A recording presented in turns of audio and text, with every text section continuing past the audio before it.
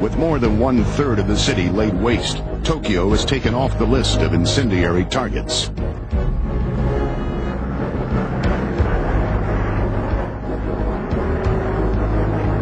American aircraft can now penetrate Japanese defenses with impunity.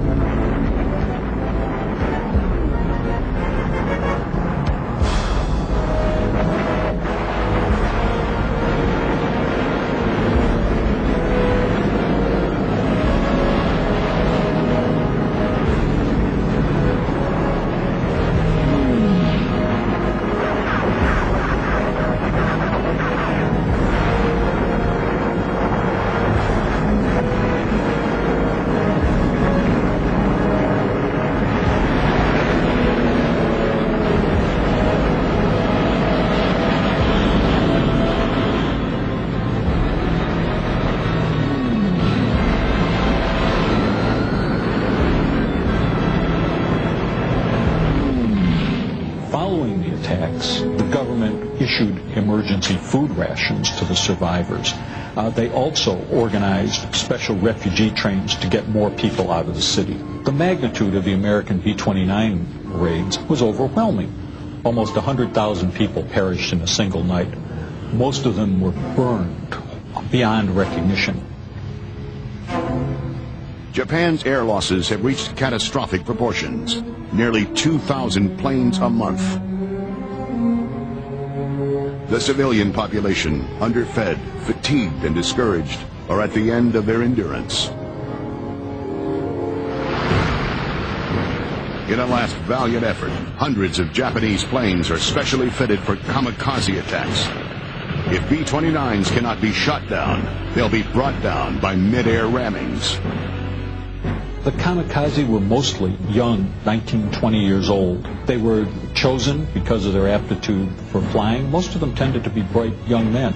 Their attitudes towards their missions varied tremendously. Some believed that by destroying a B-29, by ramming it, or by destroying an American warship off Okinawa, their death was meaningful because it delayed the American invasion of Japan for a single day. Others simply regarded the whole exercise as futile, as hopeless, and as meaningless. Yet, they obeyed their orders. Very few refused to fly, even the ones who thought that this was the height of absurdity. They went to their deaths because they had been trained to do this, because their educational system had promoted the notion that to die for the emperor was the greatest duty of any loyal subject. As Japanese kamikazes sacrificed their lives over their homeland, events have begun which will determine the outcome of the war.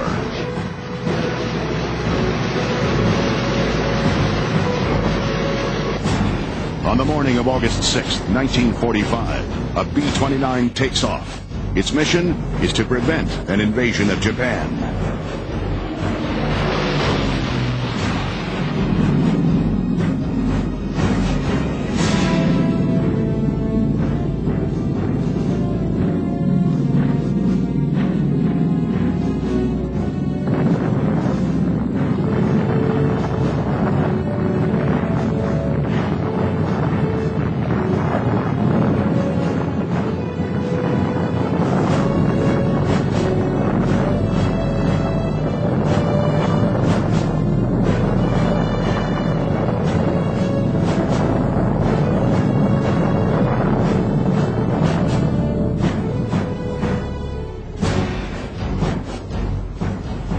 In a matter of seconds, over 70,000 lives are snuffed out.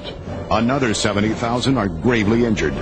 The atom bomb explosion has destroyed nearly 5 square miles of Hiroshima.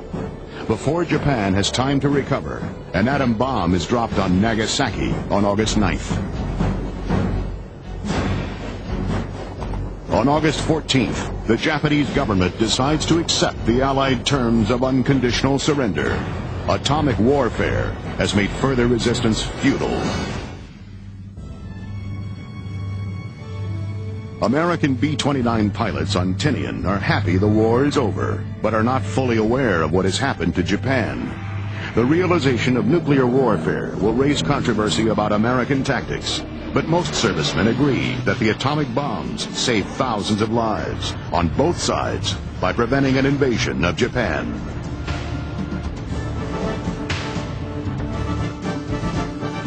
Officially, the war with Japan comes to an end at 10:30 a.m. September 2nd, 1945. Japanese diplomats assemble on the USS Missouri to sign the peace treaty on September 4th. General Douglas MacArthur presides over the signing. Let us pray that peace be now restored to the world,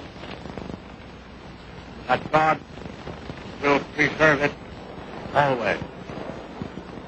These proceedings are closed.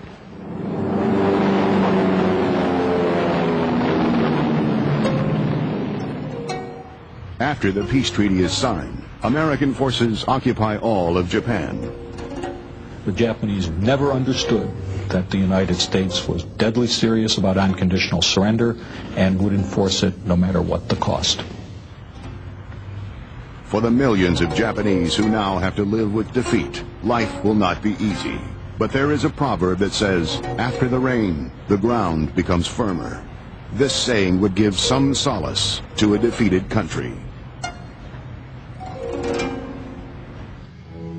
B-29 pilot Charles Phillips would stay in the Air Force and fly modern bombers. Others who serve in the B-29 squadrons would return home with unforgettable images of battle. American air power plays a decisive role in achieving the final victory in World War II. The ruined cities of Japan are grim witness to the effect of thousands of planes carrying hundreds of thousands of bombs. Yet it is two planes carrying two bombs that would change the future of warfare forever and the course of human history.